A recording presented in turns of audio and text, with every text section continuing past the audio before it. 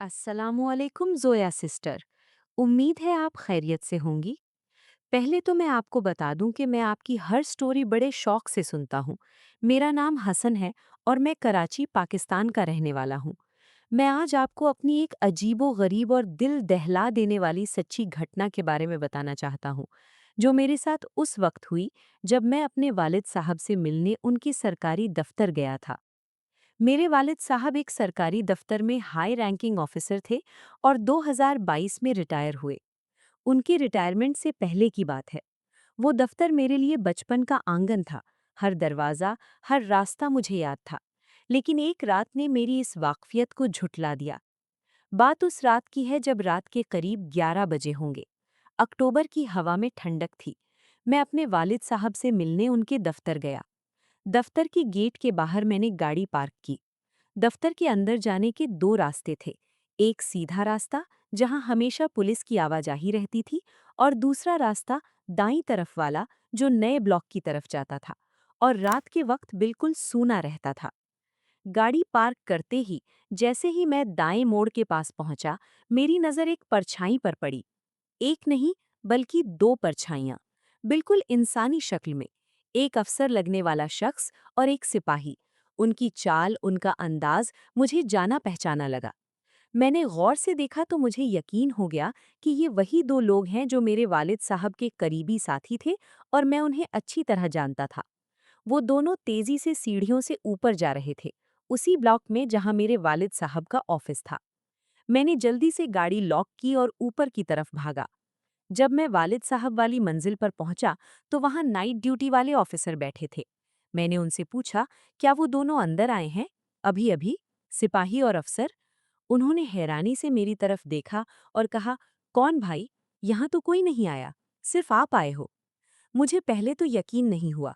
मैंने कहा, नहीं नहीं, मैंने अभी उन्हें देखा है, सीढ़ियों से ऊपर आते हुए। मैं उन्हें पहचानता हूँ। ऑफिसर मुस्कुराया और बोला, हसन भाई, आप उन्हें नहीं पहचान सकते। उनकी ड्यूटी खत्म हो गई है। वो 4 घंटे पहले ही घर चले गए हैं। वापस सुबह आएंगे। मेरे जहन में खलल पड़ गया। ये कैसे हो सकता है? मैं फिर दरवाजे की तरफ देखा। वहां कोई नहीं था। मुझे थोड़ा गुस्सा भी आया। मैं सीधे वालिद साहब के कमरे में गया और उनसे कहा, अब्बू, आपके जूनियर ऑफिसर मेरे साथ मजाक क्यों कर रहे हैं? वो दरवाजे पर खड़े मुझे देखकर अंदर आ गए और अंदर वाला कह रहा है कि वो जा चुके हैं। वालिद साहब ने ठंडे लहजे में कहा, बेटा, तुम्हें वहम हुआ होगा। वो लोग गए हैं। रात को 2 बजे फिर आएंगे। तुम इतनी रात को यहाँ क्यों आए हो? थोड़ी देर बात करने के बाद मैं वालिद साहब से नीचे आ गया और एक और ऑफिसर, असलम भाई के पास जा बैठा। हम करीब 45 मिनट तक बातें करते रहे। तभी अचानक मेरी नज़र सीढ़ियों की तरफ गई। कुछ आहट हुई। सीढ़ियों पर पैरों की आवाज़ आई।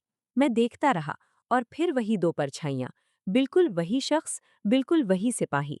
अब वो तेज़ी से दूसरी मंजिल की तरफ बढ़ रहे थे। उस मंजिल की तरफ जो मेरे वालिद साहब वाली मंजिल के ऊपर थी। वो मंजिल ज्यादातर खाली रहती थी, जहां पुरानी फाइलों के कमरे थे। मेरा दिल जोर से धड़का। मैं फौरन असलम भाई की तरफ मुड़ा। असलम भाई, आप भी देखिए, वो फिर आ गए हैं। वही दो, अभी अभी सीढ़ियों से ऊपर गए हैं। आप कह रहे थे कि वो गए हुए हैं। ये क्या है? असलम भाई ने उठकर सीढ़ियों की तरफ देखा। वहां कुछ नहीं था। वो हंस दिए। हसन भाई, आपको शायद नींद की कमी है। यहाँ किसी का आना जाना नहीं है। आप वहम में हैं। लेकिन इस बार मुझे यकीन हो गया कि वहम नहीं है। मैं पलटकर सीढ़ियों की तरफ दौड़ पड़ा। एक के बाद एक सीढ़ियां पार करता गया। पहली मंजिल, दूसरी मंजिल, तीसरी मंजिल। हर मंजिल सूनी, खामोश। बस मेरी सांसों की आवाज थी। जब मैं आखिरी मंजिल, छत के पास पहुंचा तो वहां एक बड़ा सा कमरा था। दरवाजा बंद था। मैंने आहिस्ता से दरवाजा खोला। अंदर अंधेरा था, गुबार था, पुराने कागज थे। कोई नहीं था। लेकिन जैसे ही मैं पलटा, मुझे महसूस हुआ कि कोई है, कोई मुझे देख रहा है। हवा में एक सन्नाटा था और फिर अचानक मेरी बाईं तरफ, दीवार के पास, एक काली परछाई हवा में गायब हो गई। बिल्कुल गायब, जैसे कभी थी ही नहीं। मेरे पैरों तले जमीन खिसक गई।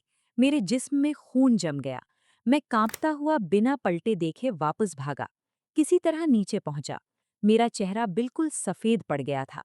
नीचे एक सिपाही ने मुझे देखा तो दौड़कर वालिद साहब को बुला लाया। वालिद साहब ने मेरी हालत देखकर पूछा, बेटा क्या हुआ? क्या तुमने फिर से वो देखा? मैंने कांपते हुए कहा, अब्बू, वो दोनों नहीं थे, वो कुछ और था, और वो गायब हो गया मेरी आंखों के सामने। वालिद साहब ने मुझे गले लगा लिया, लेकिन उनकी आंखों में भी पहली बार एक खौफ था। अगले दिन मैं एक बुजुर्ग मौलवी साहब के पास गया। उन्होंने मेरी बात गौर से सुनी। फिर पूछा, बेटा तुम आमतौर पर इत्र या परफ्यूम लगाते हो? मैंने कहा, हाँ, कभी कभी। फिर पूछा, क्या हाल ही में तुमने बाल कटवाए हैं? मैंने कहा, हाँ, मैं छोटे बाल ही रखता हूँ। उन्होंने गहरी सांस ली। बेटा, जिस जगह तुम गए थे, वहाँ की मखलूकात इंसानी खुशबू और नए बालों की खुशबू की तरफ खींचती हैं। हो सकता है वो तुमसे अटैच हो गई हो, और जो दो लोग तुम्हें बार बार दिखे, वो शायद असली इंसान नहीं, बल्कि रूहें थीं। मौलवी साहब ने मुझे एक तावीज़ दिया और कहा कि कुछ दिन उसे पहनूं और फिर जला दूं।